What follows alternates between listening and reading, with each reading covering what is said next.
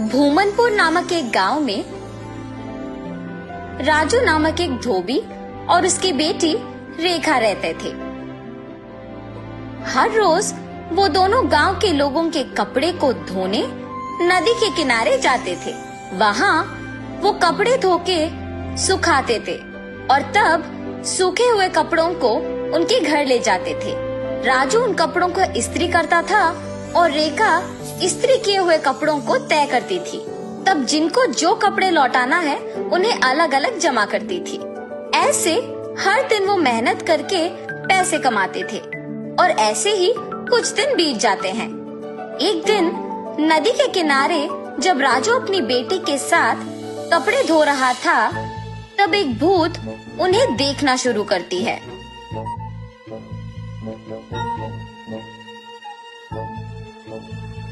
न जाने मैं कब ऐसे कपड़े पहनूंगी। ऐसे उन कपड़ों के पास जाकर उन्हें पकड़ने की कोशिश करती है, लेकिन उन्हें पकड़ नहीं पाती है। तब क्या मैं इस कारण इन कपड़ों को पकड़ नहीं पा रही हूँ कि मैं एक भूत हूँ? ऐसे सोचकर राजू की बेटी रेखा की ओर देखती है।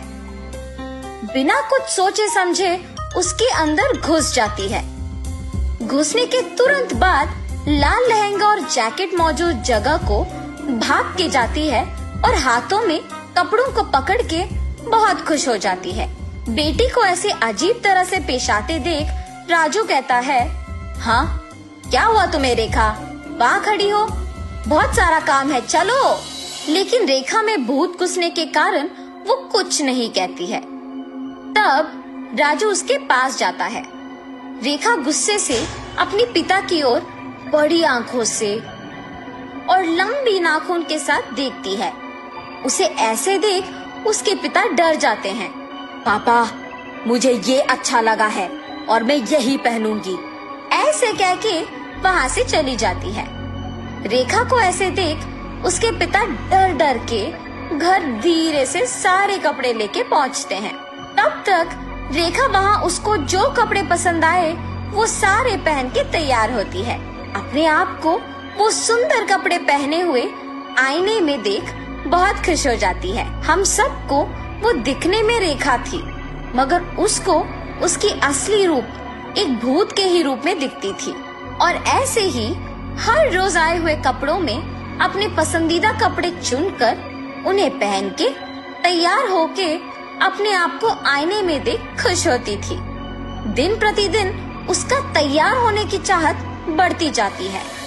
राक्षस की तरह अपनी बेटी का व्यवहार देख राजू परेशान होता था, मगर अपनी बेटी की सच्चाई को किसी से कह भी नहीं पाता था, और अगर कहा भी तो वो ये सोच के डर जाता था कि उसका नतीजा क्या होगा।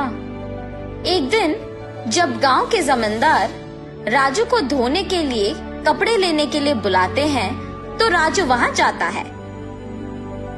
कपड़े लेके जब राजू वापस घर पहुँचता है तो सारे कपड़े बाहर निकालता है। तब रेखा उन कपड़ों के पास आके उसमें पीले रंग लहंगा और लाल जैकेट लेके वहाँ से चली जाती है।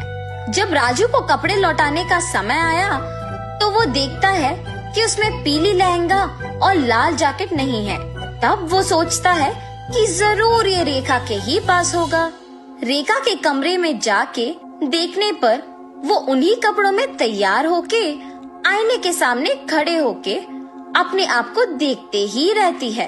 आईने में भूत का डरावना चेहरा देख राजू डर के मारे चिल्लाता है, हाँ?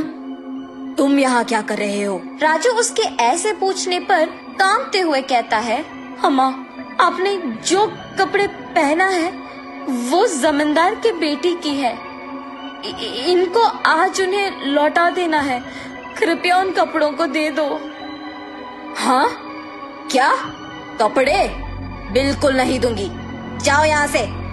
ऐसे कपड़े उनके पास बहुत होंगी, अगर आप अभी इन कपड़ों को वापस कर देंगे तो और भी कपड़े लेके आऊंगा।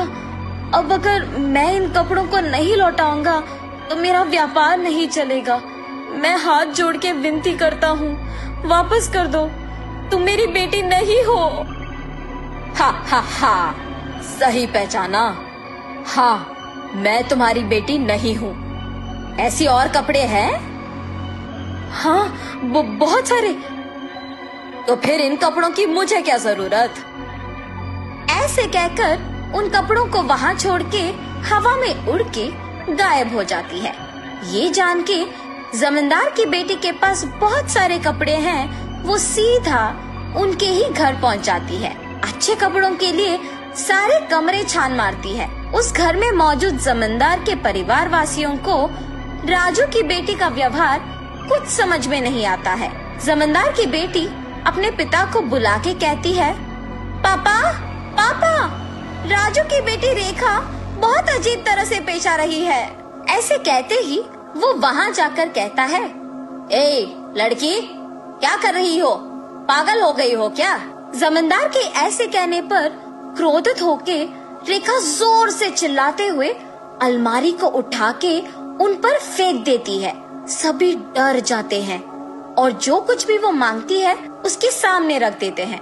रंग बिरंगी कपड़े, जेवर, चूड़ियाँ, सब। हाँ, आओ आओ, मुझे तैयार करते हुए मेरी सेवा करो, आओ। सभी डर के मारे उसके आदेश का पालन करते हैं। उसे तैयार करके उसके सामने ही एक बड़ा आईना भी रखते हैं और सभी उसके पास नीचे बैठ जाते हैं। तभी उसके पिता राजू कपड़ों के साथ जमींदार के घर पहुंचता है। राजू को देख जमींदार गुस्सा होके उस पे चिल्लाने लगता है। वो देख रेखा उसकी शक्तियों का उपयोग करके जमींदार को नीचे गिराती है।